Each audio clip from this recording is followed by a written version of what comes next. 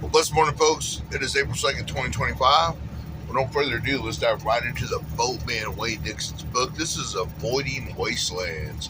Remember, the Lord can take a paradise and turn it into a wasteland, and He can also take a wasteland and turn it into a paradise.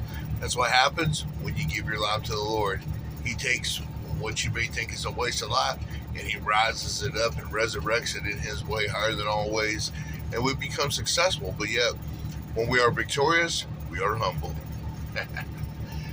We walk more than conquerors, and here we have Galatians. It looks like, man, it's hard to read. I'm just going to, do not be deceived. God cannot be mocked.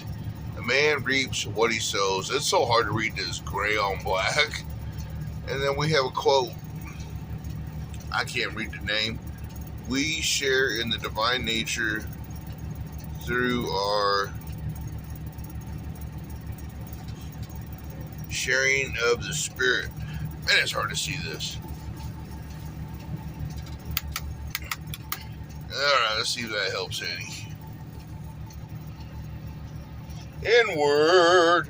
What would you say if someone offered to sell you a piece of beach property at a seemingly affordable price? Sounds good, doesn't it? But what if the property was a wasteland, the site of toxic dumping, the end of a sewage line, or used for some other objectionable purpose? The prospect of owning it would be unappealing, to say the least. Why? Why? Because it's a piece of manchete.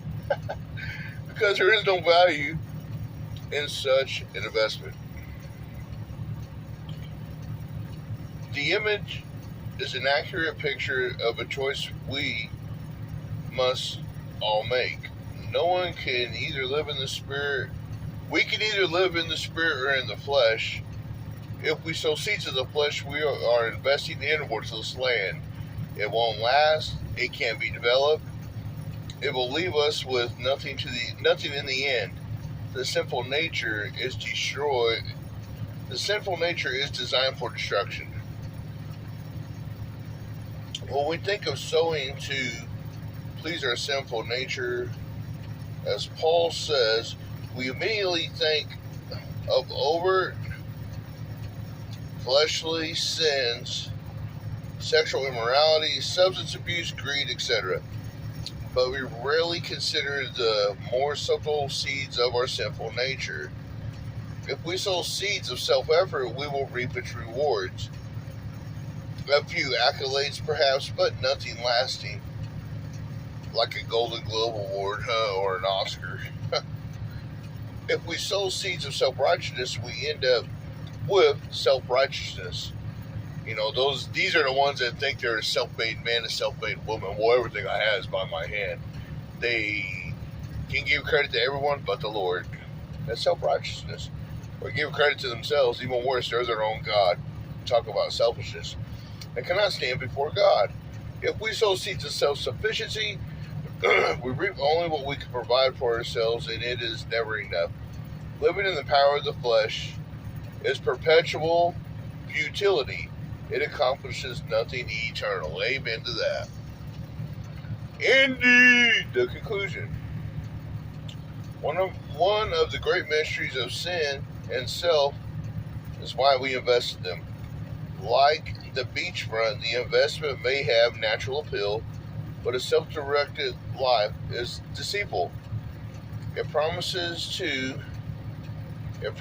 us success, but delivers nothing that lasts. Even its noblest works are corrupt. What a disastrous investment. When we buy bad merchandise, we get, bad merchandise. When we cultivate the flesh, we get the flesh. Sow eternal seeds, live by the power of the Spirit, be forever joined to the plan, the purposes, and the person of the incorruptible God, and enjoy reaping what you sow. It's hard to see that, man, and it's still kind of dark. It's hard to see that, huh? That's why I'm always saying the Spirit is over the flesh. When I go to the backyard, I call it the Iron Church, my backyard gym. I'm there to lift hearts, bottle up the pound of iron. That's putting the spirit over the flesh. Put the spirit over the flesh. Have strength reduce such as eagles. Be blessed in your own journey today. I would